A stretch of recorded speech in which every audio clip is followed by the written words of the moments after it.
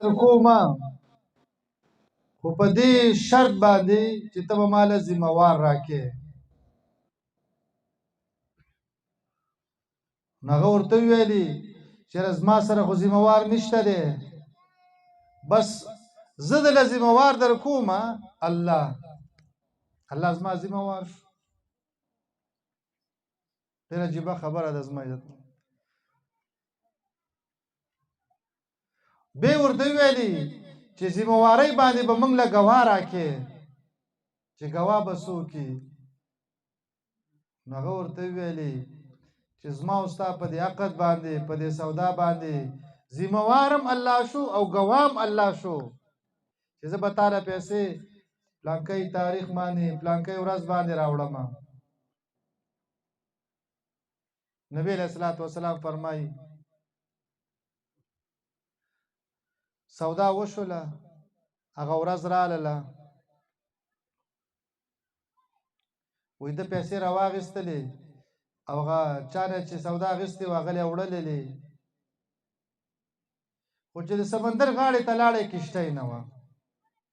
چېرې اوس څه پیسې ورسومه، ځکه ورځ مقرر ده او وخت مقرر پوره شوی دی چې پیسې وله ورکړمه، خو د بد قسمتۍ نه کشتۍ نه وه.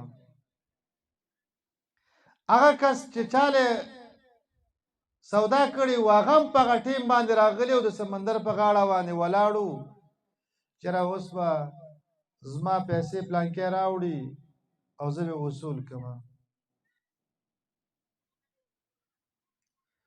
خو دلته کې د سره کشتۍ نه وه، د ډېر انتظار وکړو خو کشتۍ نه وه. نو داسې وکړله چې واپسۍ کې د ده وکتل چېرې کشتۍ نشته، ټیم هم پوره دی. نو چې وی کتل په دې سمندر کې یو لرګی را روان و او هغه لرګی ده راونیو، هغه پیسې په هغې کې کېښوستلې او لرګی را بند کړو او پرېښوستو او واپس ته شو. هغه لرګی چې روان و بل طرف ته چې د چا نه سودا کړې و او قرض یې ترې کړی و هغه په انتظار و، هغه هم ناامیده شو، واپس تلو چې زه مو واپس قرضدار خو رانللې او پیسې رانه وړلې.